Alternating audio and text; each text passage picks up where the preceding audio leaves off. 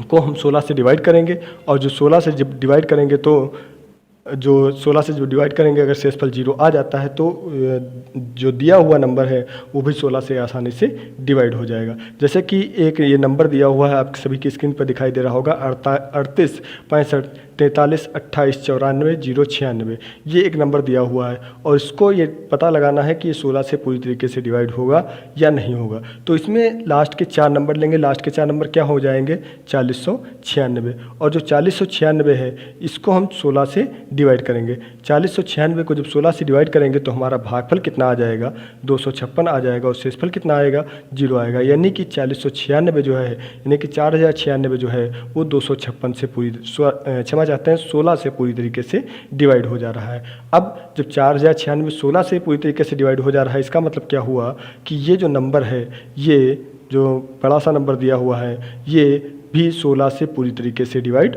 हो जाएगा। तो इस प्रकार से आपने देखा कि 2 4 8 और 16, 2 को क्या लिख सकते हैं 2 की घात 1, 4 को क्या लिख सकते हैं 2 की घात 2, 8 को क्या लिख सकते हैं 2 की घात 3, और 16 को क्या लिख सकते हैं 2 की घात 4।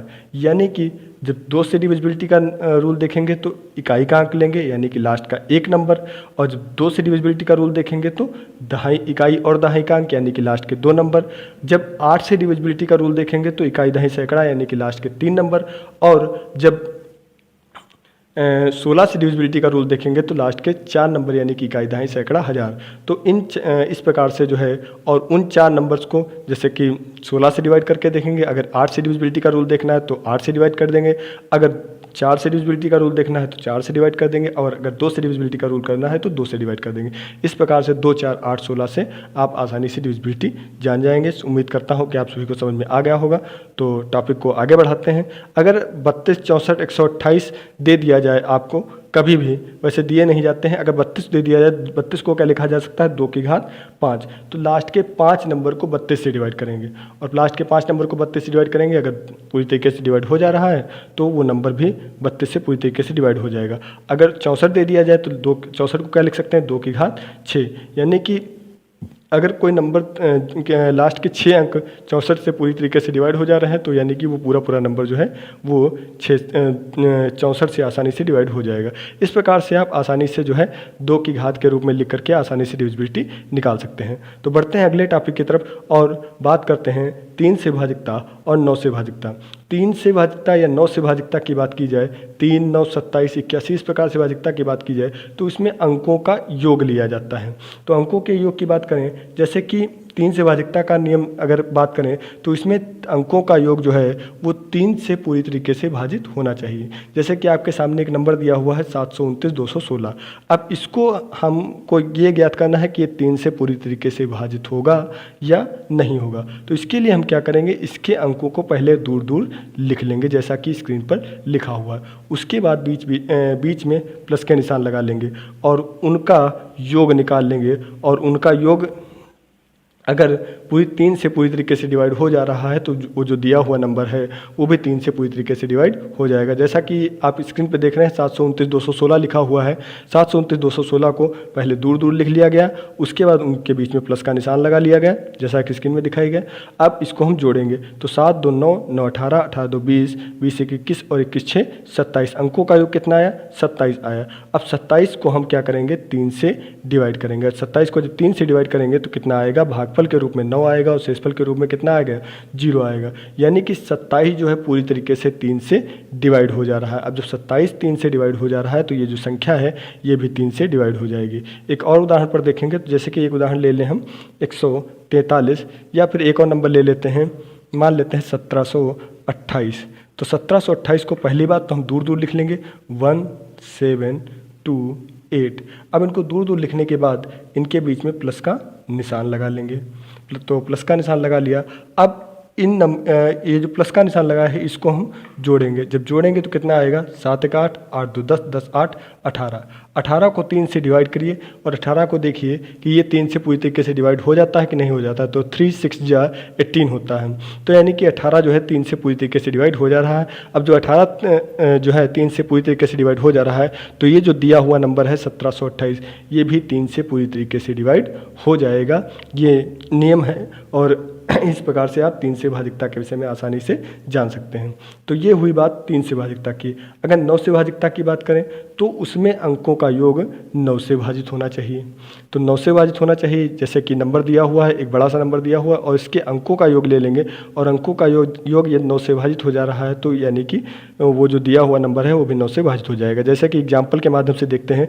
एग्जाम्पल में दिया हुआ है 216, 457 और 218। 216, 457, 218। अब इन अंकों को हमने दूर दूर लिख लिया और बीच में प्लस का निशान लगा लिया। 2 + 1 + 6 + 4 + 5 + 7 + 2 + 1 + 8। अब इन नंबर्स को हम जोड़ लेंगे। जोड़ेंगे 2 × 1 = 3, 6 × 3 = 9, 9 × 4 = 13, 13 × 5 = 18, 18 × 7 कितना होता है 8 × 7 = 15, 25, 25 × 2 = 27, 27 × 1 = 28, 28 × 8 कितना हुआ 36 हुआ। अब 36 को हम 9 से डिवाइड करेंगे। जब 36 को 9 से डिवाइड करेंगे तो कितना आ जाएगा, भागफल के रूप में 4 आ जाएगा और शेषफल कितना आ जाएगा 0 आ जाएगा। अब जब 36 जो है 9 से पूरी तरीके से डिवाइड हो जा रहा है तो यानी कि संख्या भी 9 से पूरी तरीके से डिवाइड हो जाएगी। बहुत जगह पर आपको जोड़ने में समस्या होगी, तो इसके निदान के लिए एक और रास्ता हम आपको बता दें कि जैसे कि हम अंकों को जोड़ रहे हैं, जोड़ेंगे 2 × 1 = 3 और 6 × 3 = 9 हो गया। तो 9 के बाद उसके बाद इसको हटा दें, फिर आगे से जोड़ना स्टार्ट कर दें। 4 + 5 = 9। अब इसको भी हटा दिया, आगे से जोड़ना स्टार्ट किया। 2 × 1 = 3, 7 × 2 = 9। इसको भी जोड़ दिया, आगे से जोड़ना स्टार्ट किया।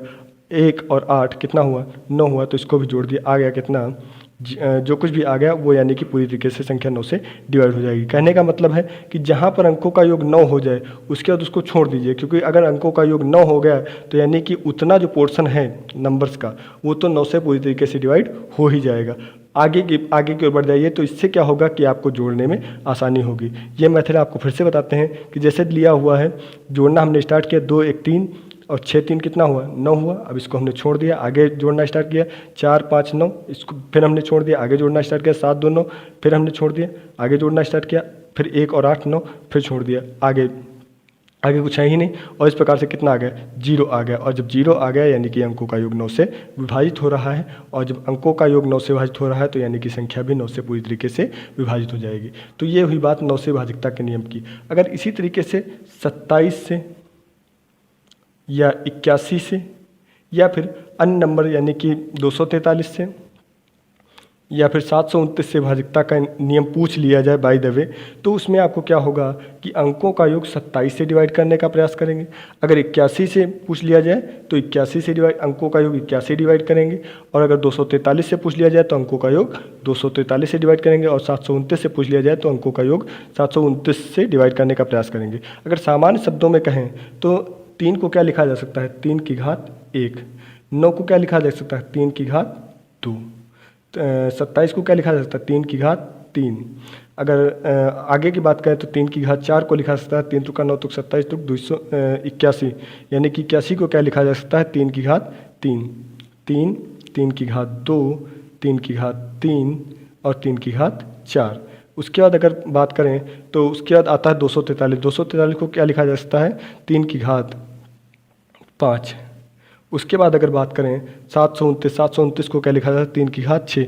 तो अगर कोई नंबर 3 की घात के फॉर्म में आ रहा है कि उसको 3 की घात के रूप में लिखा जा सकता है, तो उसकी डिविजिबिलिटी के लिए आप क्या करेंगे, अंकों के योग को उस नंबर से डिवाइड करेंगे, और क्या करेंगे अगर वो नंबर अंकों का योग उस नंबर से पूरी तरीके से डिवाइड हो जा रहा है तो वो दिया हुआ नंबर भी उस जो है वो आसानी से डिवाइड हो जाएगा। तो ये हुई बात 3, 9, 27, 81 और आगे के नंबर से डिविजिबिलिटी की। तो उम्मीद करता हूँ कि आपको वीडियो पसंद आ रही होगी, और बढ़ते हैं अगले टॉपिक की तरफ, 5 और 10 से भाजकता। बहुत ही आसान टॉपिक, आप लोग जानते भी होंगे 5 से भाजकता के विषय में। तो 5 से भाजकता के विषय में जो इकाई का अंक है वो 0 से इकाई के अंक में 0 या 5 होना चाहिए। कोई भी नंबर आप देखिए उसमें अगर इकाई का अंक 0 लिखा है या फिर 5 लिखा हुआ है तो वो नंबर जो होगा वो 5 से पूरी तरीके से डिवाइड होगा। जैसे कि जो नंबर दिया हुआ है 2450, इसमें इकाई का अंक क्या है 0 है, यानी कि ये जो नंबर है पूरी तरीके से 5 से विभाजित होगा। अगले नंबर की बात करें तो लिखा हुआ है 12565, और 12565 में इकाई का अंक कितना है 5 है। जब 5 लिखा हुआ है तो यानी कि ये नंबर जो है 5 से पूरी तरीके से विभाजित होगा। अगर इकाई के अंक में 0 या 5 के अतिरिक्त कोई भी नंबर जैसे कि 1, 2, 3, 4 या फिर 6, 7, 8, 9 लिखा हुआ है तो वो जो दिया हुआ नंबर है वो 5 से कभी भी विभाजित नहीं हो सकता। ध्यान रखिएगा इस बात को। तो ये हुई बात 5 से भाजकता की। आगे बात करें 10 से भाजकता की, अगर बात करें तो इकाई के अंक में केवल 0 लिखा होना चाहिए। अब बात करें 100 से भाजकता की, तो इकाई के अंक में कितने डबल 0 लिखा होना चाहिए। अगर 1000 से भाजकता की, तो इकाई के अंक में 3 0 लिखा होनी चाहिए। तो ये बातें आप आसानी से जानते हैं, तो इसके विषय में ज़्यादा चर्चा न करते हुए आगे बढ़ते हैं। और तो 11 से भाजकता की बात कर लेते हैं। तो 11 से भाजकता में स्थान मैटर करता है कि सम स्थान पर दिए हुए अंकों का योग और विषम स्थान पर दिए हुए अंकों के योग का जो अंतर होगा वो 0 होगा या फिर 11 से विभाजित होगा। बात समझ में नहीं आई? बात करते हैं। जैसे कि एग्जाम्पल, जैसे कि नंबर दिया हुआ है 3 5 1 3 8 4। तो सबसे पहले अंकों को डिसाइड कर लेंगे। जैसे कि पहले नंबर पर लिखा हुआ है, दूसरे नंबर पर लिखा हुआ है, तीसरे नंबर पर लिखा हुआ है, चौथे नंबर पर लिखा हुआ है, पाँचवें नंबर पर लिखा हुआ है, छठे नंबर पर। अब सम और विषम आप जानते हैं कि जो नंबर 2 से डिवाइड हो जाते हैं वो सम कहलाते हैं, जो नंबर 2 से डिवाइड नहीं होते वो सब विषम पर कहलाते हैं। तो बात करें कि विषम स्थान पर अंक कौन कौन से हैं, तो 3 है, 1 है और 8 है। इनको जोड़ लीजिए। तो 3 1 कितना हुआ, 4 हुआ, और 4 8 कितना हुआ, 12 हुआ। तो इनका योग कितना आया, 12 आया। अब सम स्थान पर, तो सम स्थान पर कौन कौन है, 5 है, 3 है और 4 है। इनको जोड़िए तो 4 3 कितना हुआ, 7 हुआ, और 7 5 कितना हुआ, 12 12 आ गया। 12 माइनस 12 कितना हो गया, 0 आया। अगर कभी कभी 0 नहीं आता है तो ऐसा नंबर आएगा जो 11 से पूरी तरीके से डिवाइड हो जाएगा। तो अगर ऐसा कोई नंबर आता है जो 11 से पूरी तरीके से डिवाइड हो जाता है तो वो नंबर भी जो है 11 से विभाजित होगा। ठीक, तो ये हुई बात 11 से भाजकता के नियम की। बढ़ चलते हैं आगे। तो आगे बढ़ें तो कुछ नंबर और हैं, जैसे कि 6 12 14 15 18, इनसे भाजकता के नियम की। तो इनसे भाजकता की अगर बात करें तो इनसे भाजकता जो है बहुत आसानी से निकाली जा सकती है। जैसे कि 6 से भाजकता की बात करें तो 6 को क्या लिख सकते हैं, 6 बराबर 2 गुणे 3 लिख सकते हैं, नहीं लिख सकते हैं। अब अगर कोई नंबर 2 से पूरी तरीके से भाजित है और 3 से पूरी तरीके से भाजित है तो वो नंबर जो है 6 से पूरी तरीके से भाजित हो जाएगा।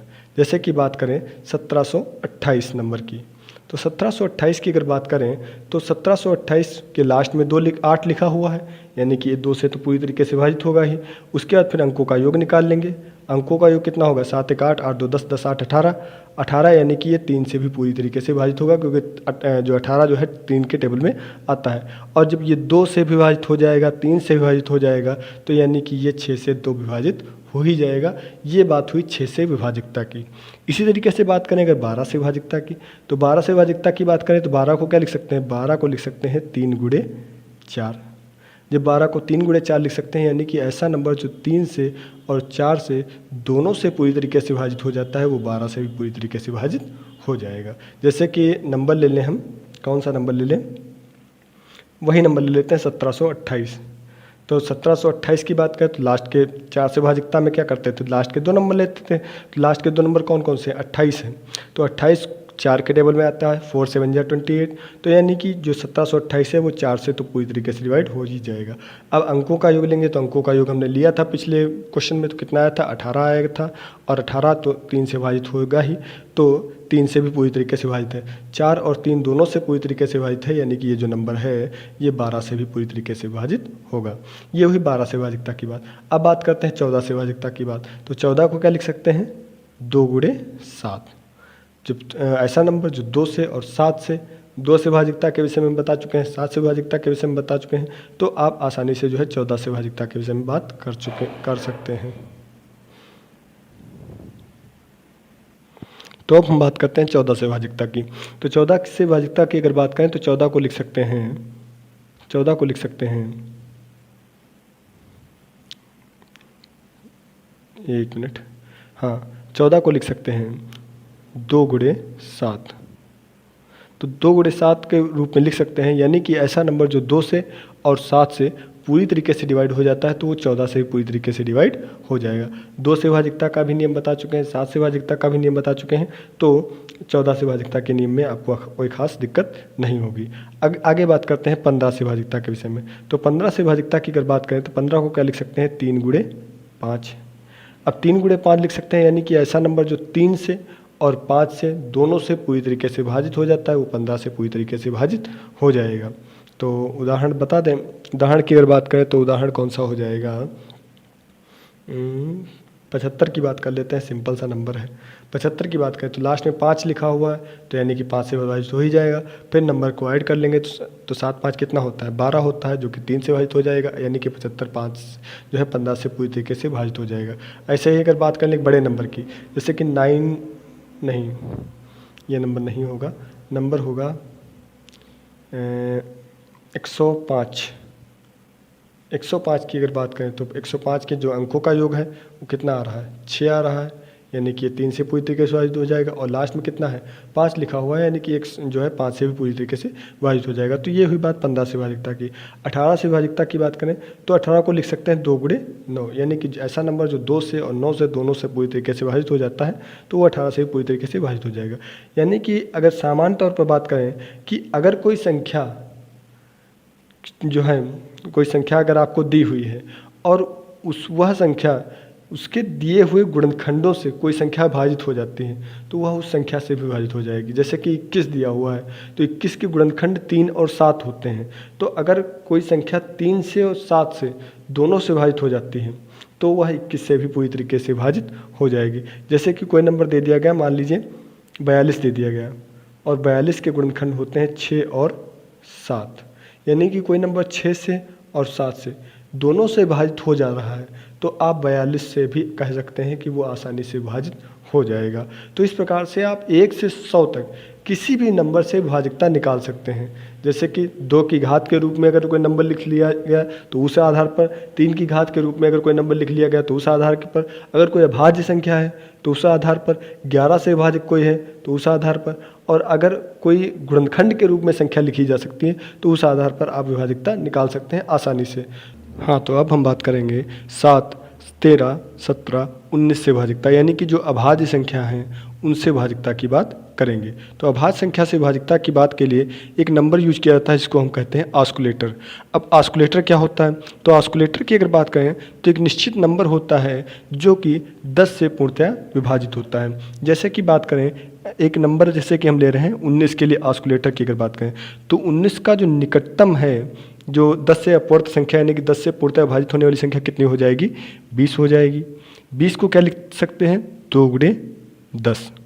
ठीक, तो अब 19 में कितना जोड़ने पर 20 आएगा, तो 19 में प्लस का 1 जोड़ने पर 20 आएगा, यानी कि जो है प्लस का 1 जोड़ने पर 20 आएगा। अब इस नंबर प्लस के 1 को 2 से मल्टीप्लाई कर देंगे तो कितना आ जाएगा, प्लस का 2।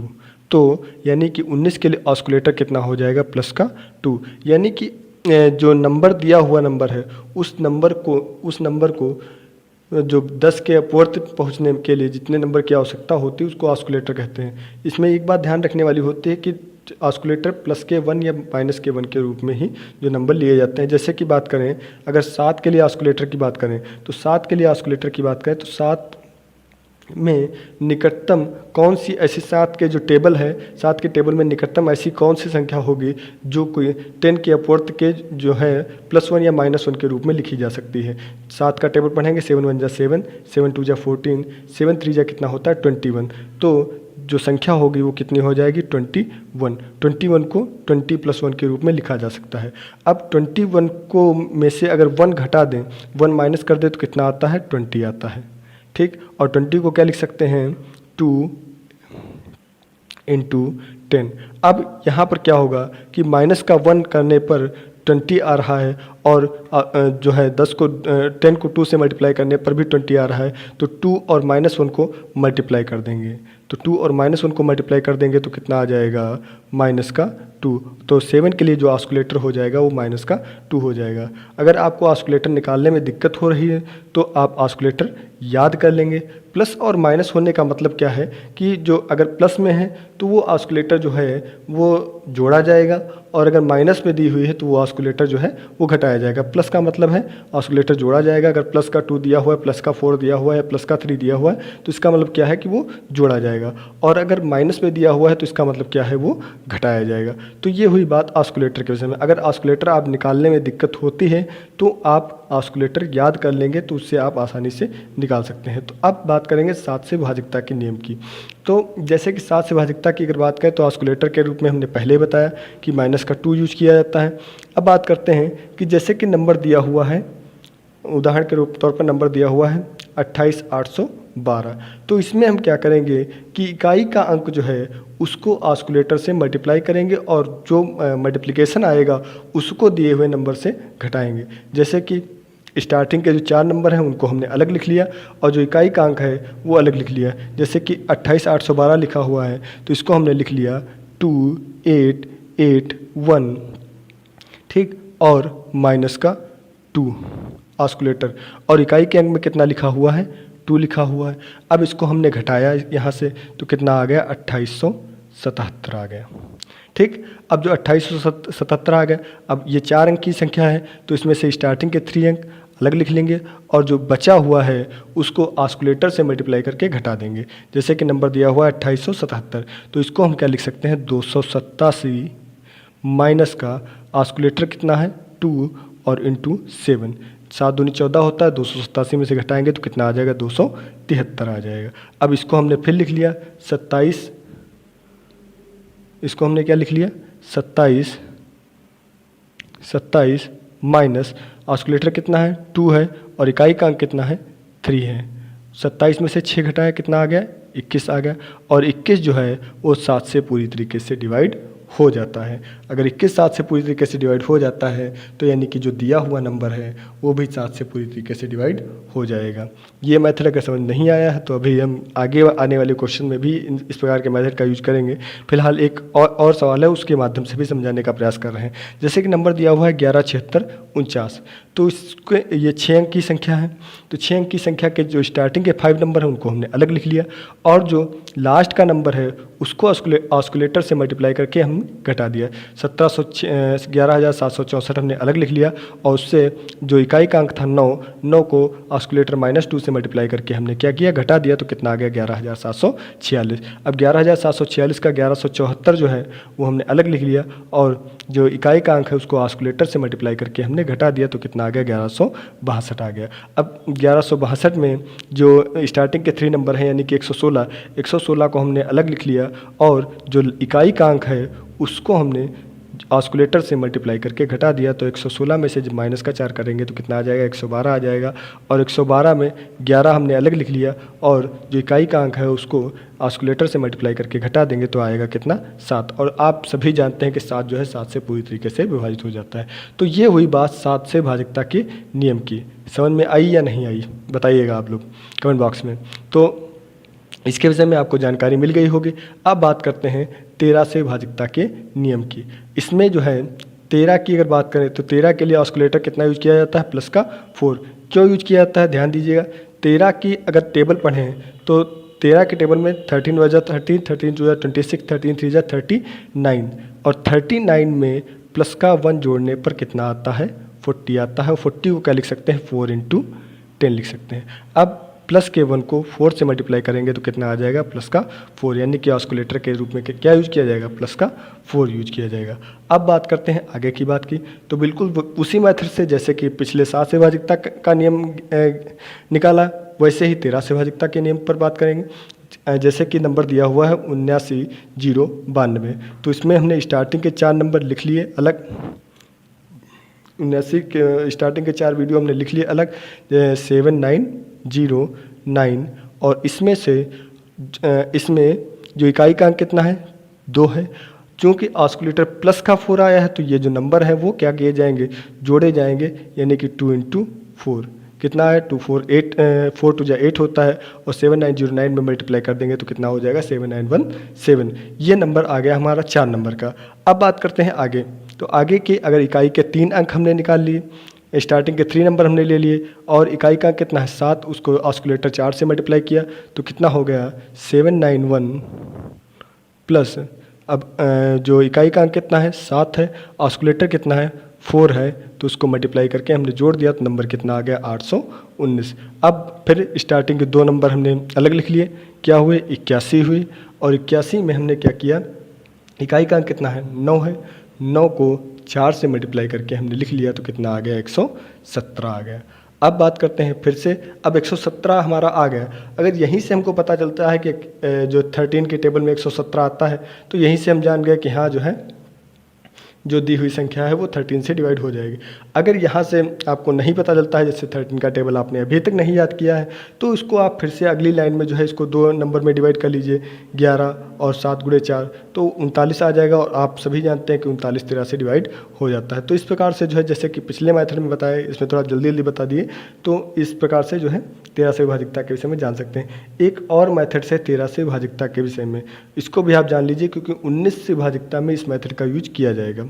ध्यान दीजिएगा इस बात का। जैसे कि नंबर दिया हुआ है 79092, तो इसमें क्या करना है, इकाई का अंक ले लिया, उसके बाद उसको ऑस्कुलेटर से मल्टीप्लाई किया और उसमें उससे पहले आने वाले नंबर को जोड़ दिया। ध्यान दीजिएगा, जैसे कि नंबर लिया हुआ 79092, तो इसमें इकाई का अंक लिया, कितना आ गया, 2 हो गया। ठीक, उसमें उसको ऑस्कुलेटर से मल्टीप्लाई किया, कितना आ गया, 4 हो गया। और फिर उसमें क्या किया हमने, उससे पहले आने वाला अंक क्या था, 9 था, तो 9 को हमने क्या किया, जोड़ दिया। कितना हो गया, 4 दूना 8 9, कितना आ गया, 17 आ गया, लिखा हुआ है, ध्यान दीजिएगा। अब बात करेंगे आगे बात करें तो 17 में इकाई का अंक कितना है, 7 है। ऑस्कुलेटर से मल्टीप्लाई किया, कितना आ गया, 4 हो गया। फिर इसमें दहाई का कितना है, 1 है, और इसका अगला अंक कितना है, 0, वो ऐड कर दिया तो कितना आ गया, 29 आ गया। ठीक, समझ में आया। अब फिर से बात कर लें तो 17 में इकाई का कितना है, 7 है, उसको ऑस्कुलेटर 4 से मल्टीप्लाई किया और फिर उसमें क्या किया कि 17 का दहाई का अंक यानी कि 1 और उसके इसका सैकड़े का अंक यानी कि 0, क्रम से ये नंबर बढ़ते जाएंगे और इस प्रकार से कितना आ गया, 29 आ गया। अब फिर से आगे बढ़ेंगे तो अब बात करेंगे इस 29 का इकाई का अंक कितना है, 9 है। ऑस्कुलेटर से मल्टीप्लाई किया, कितना आ गया, 4 आ गया। उसके बाद प्लस, अब 29 का दहाई का अंक कितना है, 2 है, और इसका नंबर कौन सा आ जाएगा, 9 नंबर आ जाएगा। तो 9 नंबर ऐड करेंगे तो कितना हो जाएगा, 47 हो जाएगा। 47 लिख लिया। अब बात करेंगे आगे तो 47 का इकाई का अंक कितना है, 7 है। ठीक, और उसको ऑस्कुलेटर से मल्टीप्लाई किया तो कितना हो गया, 4 हो गया।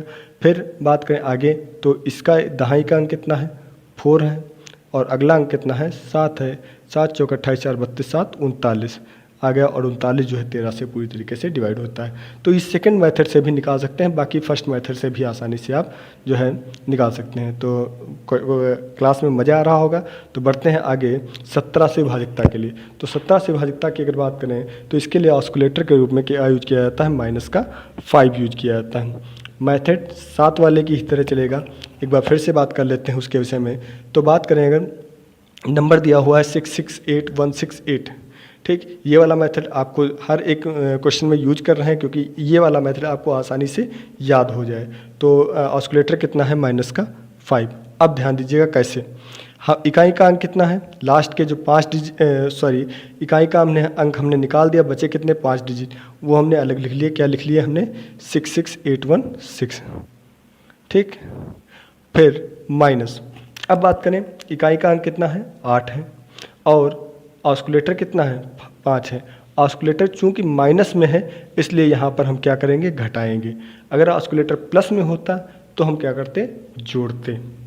ठीक, अब जब घटाएंगे 66,816 में से 40 तो कितना आ जाएगा, 66,776 आ जाएगा।